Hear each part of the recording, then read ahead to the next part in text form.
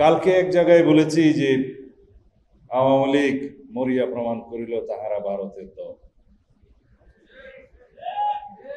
বাংলাদেশের মানুষকে সেটা প্রমাণ করতে হয়নি, তারা নিজেরাই দীর্ঘ সময় ধরে বাংলাদেশের মানুষকে বুঝিয়ে দিয়েছে এবং পৃথিবীর ইতিহাসে লিখিত হয়ে গিয়েছে তারা বাংলাদেশের জন্য ন্যাশনাল সিকিউরিটি থ্রেট, তারা বাংলাদেশের প্রোডাক্ট নয়।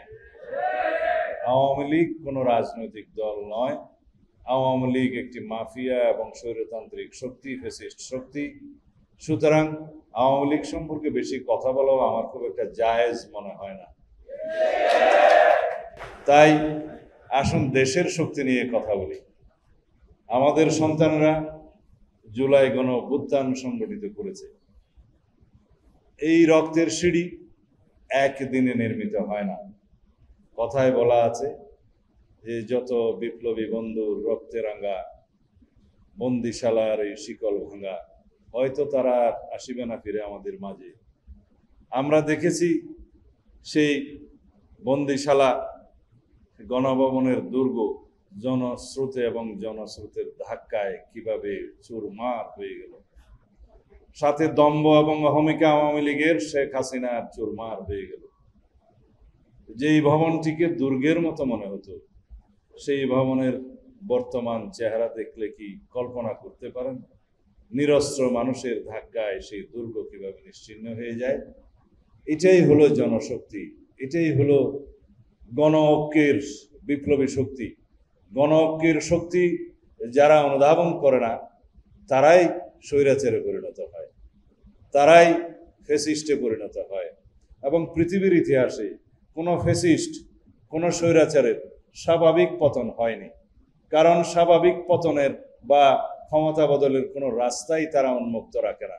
যেমনটি শেখ মুজিব রাখেনি, সাংবিধানিকভাবে রাষ্ট্র ক্ষমতা পরিবর্তনের কোনো দুয়ার আর উন্মুক্ত রাখা হয়নি। তাজউদ্দিন আহমদের মেয়ে লিখেছে, তাজউদ্দিন আহমদের ডায়েরিতেও সম্ভবত লেখা আছে যে আপনি রাষ্ট্র ক্ষমতা পরিবর্তনের কোনো অপশন, কোনো দরজা খোলা রাখলেন না, সুতরাং অস্বাভাবিক পদ্ধতিতেই রাষ্ট্র ক্ষমতা পরিবর্তন হবে। তার শিকার তো আপনি হবেন এবং সাথে আমরাও যাব। সেটা অক্ষরে অক্ষরে সত্য প্রমাণিত হয়েছে। কিন্তু সেই ইতিহাস থেকে স্বৈরাচারের কন্যা কখনো শিক্ষা নেয় না। ইতিহাসে যারা স্বৈরাচারী হিসেবে আবির্ভূত হয়েছে, ফ্যাসিস্ট হিসেবে রাষ্ট্র পরিচালনা করেছে, তারা কখনোই স্বাভাবিকভাবে পতিত হয়নি। খুব নিষ্ঠুর নির্মম পদ্ধতিতে তাদের অপসারণ হয়েছে। দেশে দেশে জাতিতে জাতিতে বহু রক্তক্ষয়ের পর সেই সমস্ত নির্মম ফ্যাসিস্ট স্বৈরাচাররা এমন নির্মম পরিণতির মাধ্যমে তাদের শেষ পরিণতি হয়েছে, যে পরিণতি পৃথিবীর ইতিহাসে বিভিন্ন রকমের কলঙ্কিত বা দৃষ্টান্তমূলক ইতিহাস সৃষ্টি করে গিয়েছে। রোমানিয়ার চাসেস্কুর কথা আপনারা জানেন, হাইতির পাপাডকের কথা জানেন, এবং এইভাবে আরো অনেকের কথা বলতে পারি, বলা আমার উচিত হবে না। দক্ষিণ এশিয়ায়, দক্ষিণ পূর্ব এশিয়ায় এবং মধ্যপ্রাচ্যের অনেক শাসকের সেই পরিণতি আমরা দেখেছি। কারো সুড়ঙ্গের মধ্যে পালিয়ে গিয়েও রক্ষা হয়নি, কেউ মৃত্যুর পরেও পাপাডকের মাথার খুলে নিয়ে ফুটবল খেলা হয়েছে হাইতিতে, সেই ইতিহাস আপনারা জানেন। এতৎসত্ত্বেও স্বৈরাচারের উত্থান হয় যুগে যুগে। কিন্তু আমাদের দেশে আমরা দেখেছিলাম সেই 47-এর পর থেকে 23 বছরের শাসন শোষণের মধ্য দিয়ে, যে রক্তক্ষয়ী স্বাধীনতা যুদ্ধের মধ্য দিয়ে আমরা 71 পেয়েছিলাম, আমরা সেই আবার রক্ত দিয়ে সেই স্বাধীনতাকে সুরক্ষা করতে হবে। সেই অরক্ষিত স্বাধীনতাকে আমাদের রক্ষা করতে গিয়ে বহু জীবন দান করতে হবে, সেটা আমরা কখনো কল্পনা করিনি। আমি অনুধাবন করি 71-এর চেতনা ব্যবসায়ীদের মতো 24-এর ছাত্রগণ অভ্যুত্থান নিয়ে যেন কোনো চেতনা ব্যবসা না হয়। যারা 24-এর গণ অভ্যুত্থানের একমাত্র ভাগীদার হিসেবে দাবি করতে চায়, তারা যেন উপলব্ধি করে কখনো কোনো গণ অভ্যুত্থান, ছাত্র গণ অভ্যুত্থান, ছাত্র জনতার, সারা দেশের মানুষের, সমগ্র দেশের মানুষের অংশগ্রহণ ব্যতি রেখে কখনো সংগঠিত হয় না। বিগত 24-এর গণ অভ্যুত্থানে যে স্ফুলিঙ্গ সৃষ্টি হয়েছিল 15ই জুলাই ছাত্রীদের উপরে হামলার মধ্য দিয়ে, সেই স্ফুলিঙ্গ দাবানলের মতো ছড়িয়ে দিতে 16ই জুলাই যারা শহীদ হয়েছে, আবু সাঈদ, ওয়াসিম, মুগ্ধের মতো যারা সৈনিকেরা যারা শহীদ হয়েছে, তারাই দাবানলে পরিণত করেছে পরবর্তী আন্দোলন। সেই দাবানলে পুড়ে ছারখার হয়েছে স্বৈরাচারী ফ্যাসিস্টদের মসনদ এবং দুর্গ। সেটা বিজয় আমরা অর্জন করেছি, সবাইকে নিয়ে সেই বিজয় আমরা উপভোগ করব। সেই বিজয়ের উপর নির্মিত হবে প্রকৃত শক্তিশালী গণতান্ত্রিক বাংলাদেশ।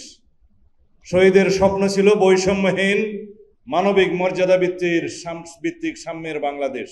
শহীদের প্রত্যাশা, দেশবাসীর প্রত্যাশা তখনও ছিল, অঙ্গীকার এখনো আছে, সেই বাংলাদেশ আমাদের বিনির্মাণ করতে হবে ঐক্যবদ্ধভাবে, ফ্যাসিবাদ বিরোধী জাতীয় ঐক্যকে শক্তিতে পরিণত করে। এই কথা যেন আমরা ভুলে না যাই। আজকে যা শুরু হয়েছে, গণতান্ত্রিক শক্তিগুলোর মধ্যে বিভেদ কারা করছে, কারা গণতান্ত্রিক শক্তিগুলোর মধ্যে আপোষের লড়াই সৃষ্টি করে দিয়ে কারা এই আরাম উপভোগ করছে। আমি গতকালকে একটা অনুষ্ঠানে বলেছিলাম, আমরা গণতান্ত্রিক শক্তি সমূহ পরস্পর লড়াই করছি আর আরামে আছে দিল্লিওয়ালারা। কেননা আমাদের মধ্যে পরস্পর বিভক্তি এবং লড়াইয়ে উপকৃত হবে তারাই। আমরা এই 1 বছর যেতে না যেতেই আমরা ভুলে যাচ্ছি গণতান্ত্রিক সংগ্রামের স্ট্রাগলের সমস্ত আমাদের ত্যাগ তিতিক্ষাকে, রক্তদানকে। আমরা মর্যাদাবান করার পরিবর্তে পরস্পরকে পরস্পর অপমানিত করার সুযোগ নিচ্ছি। কেন জানি না, আমাদের মধ্যে সেই চর্চা ইদানিং শুরু হয়ে গিয়েছে। তার মধ্যে আমাদেরকে চিন্তা করতে হবে তারা ওরাই যারা আমাদের ভিতরে বিভক্তির মধ্য দিয়ে সুযোগ নেবে, তারা ওরাই যারা বাংলাদেশকে গণতান্ত্রিক রাষ্ট্র বিনির্মাণ হতে দিতে চায় না, তারা ওরাই যারা ফ্যাসিবাদের আগমনকে স্বাগতম জানাতে চায়, তারা ওরাই যারা বাংলাদেশের গণতান্ত্রিক সংগ্রামকে স্বাভাবিকভাবে নিতে পারে নাই, তারা ওরাই যারা বাংলাদেশের স্বাধীনতাকে নিয়ে এখনো পর্যন্ত প্রশ্ন তুলতে চায়। আমি কাউকে উদ্দেশ্য করে বলছি না, কাউকে উদ্দেশ্য করে এই রাজনৈতিক চেতনাকে আমি অপমান করতে চাই না। আমি শুধু নসিহত করব, স্বাধীনতা উত্তর বাংলাদেশে আমরা সবাই এই স্বাধীনতাকে যেহেতু আপন করে নিয়েছি, এখানে আমরা কোনো বিভক্তি চাই না।